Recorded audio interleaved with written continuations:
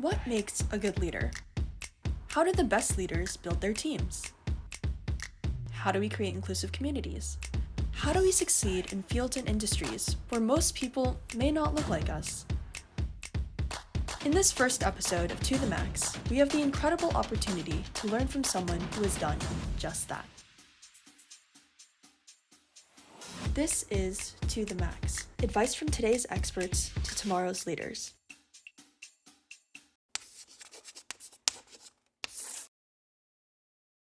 When I look back, and if you ask me what I wanted to tell the younger me, I would say, bet on yourself.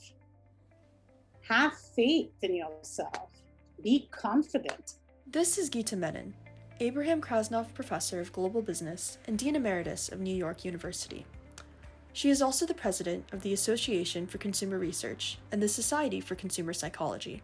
During her 8 years as dean, Dr. Menon made NYU one of the most prestigious undergraduate business programs in the world and created the Stern Program for Undergraduate Research. She was also named one of the 20 most influential Indian women in business and the arts by the Economic Times. Today, Dr. Menon will share with us not only her experience as a prominent business leader, but also how she learned to succeed as a mother and woman in a historically male-dominated field. Here are some tips Dr. Menon shared on how young people can become the best leaders, develop confidence, lead productive discussions, and move society forward. I was wondering if you could talk about, from your own experience and also what you've seen just being in the business world for so long now, maybe some of the biggest challenges that you've had to face as a woman and especially as an Asian woman. There was an interesting statistic I read for 2018 that there were 23 CEOs of Fortune 500 companies, and there were 21 men named John who were CEOs of Fortune 500 companies. Oh, really? So, you got to kind of take that in perspective also. Yes, it's great to make strides. It's great to have whatever 6 or 7% of the CEOs be women, but we have 400 and whatever CEOs who are still men and mostly white. Right. So yes, we need to do more in terms of just moving forward. It's good to celebrate these milestones, but not forget where we are headed.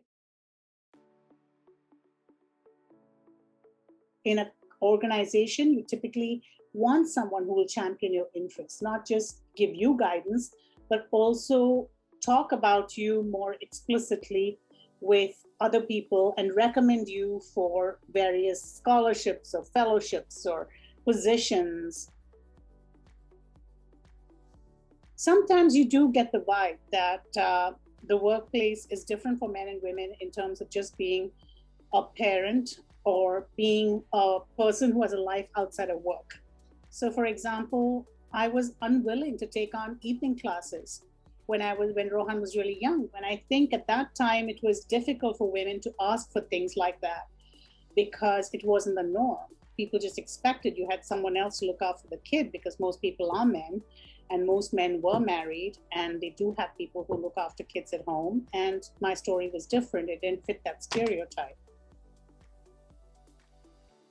If you have that thought, it means something. It's an important thought. So don't second guess and say, maybe it's not important. If you give everybody a chance to speak, the discussion gets richer as well. Never listen to anyone who says that you're the wrong gender. Never let someone say to you that the world is not ready for you. And I don't think that it's rare. It's pretty common to tell someone that you're not ready for something, or to say that, oh, this particular group is not ready for a leader like you. These are important things. And these are important issues. And my voice can make a difference. Yeah, for sure. And I guess since we're on the topic of confidence and empowerment, I was wondering if you could talk a little bit about how you, as a leader, as a dean of a business school, learned how to empower your team. It's a very good question. There are different kinds of leaders in this world. One of the key things in being a leader, in my opinion, is when you delegate, you need to make sure that people know you trust them. So when you're delegating, you're saying, look, I need this done. I know you have the skill set to get it done. Go do it. Otherwise, that's just bad leadership. You chose the wrong person.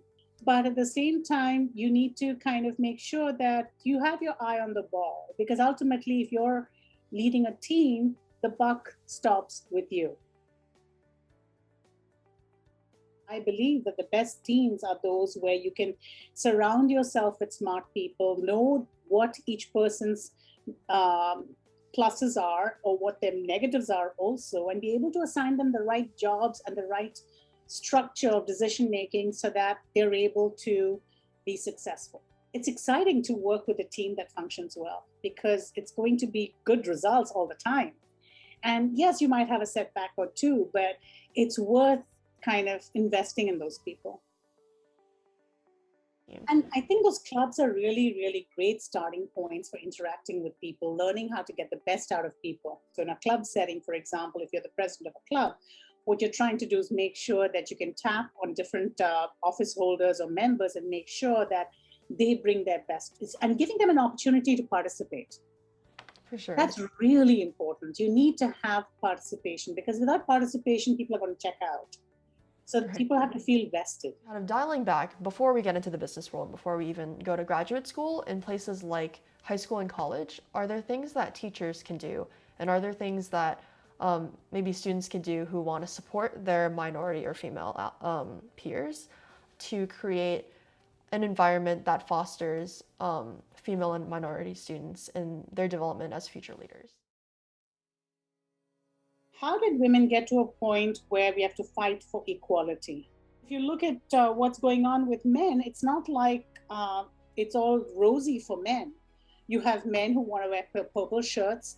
You have men who want to be nurses. You have men who want to be stay-at-home dads. And there's stigma around all of this as well. So unless we break down the stigmas for men, how can we possibly break down all the stereotypes around women? Opportunities are what's going to create a level playing field for everybody. So you need to provide more opportunities for people to succeed. And it's not always financial. It could just be the social environment in which you're interacting. Mm-hmm. Having everybody believe that they're a human and this your race, your gender, your demographics, etc., define each person, but that opportunities are available for all. And for people who are playing a more supportive role, who are being allies, I would say that they need to develop the tools to be allies or to be activists. You know, you need to know what you should be doing as opposed to, oh, I'm afraid to say something in case I say the wrong thing. So it's not just about learning to survive on your own. It's about helping others. It's a responsibility. My life as a faculty member in the marketing department was made much better because of the women who came before me who fought to have a course off for having a baby, for example. I was the first person who benefited. I hope I have worked really hard to create a better environment for next generation of women by creating more policies that encourage, that help women who have had babies take not only a semester off, but also some time off from their tenure clock. So it's really important to remember that as a woman, as I walk through certain doors that were previously closed to me, I keep those doors open for future generations. And I open more doors. I enjoyed being dean of the undergraduate college because I met students with so much hope, strength, positive thinking, and they want to make a difference. And with an attitude that you want to make a difference, the world will become different. And that's what I really kind of trust and believe. Wow, thank you so much for that. I think that's a good place to leave off. Well, thank you so much, Dean Menon, for joining me today and also for opening the door to so many young people and women yourself. So thank you. Thanks so much for watching. Hope you enjoyed it and discovered something you can apply in your own life. If you liked what you saw, please like and subscribe. And if you're interested in learning more, the full interview with Dr. Menon is linked in the description below. See y'all next time!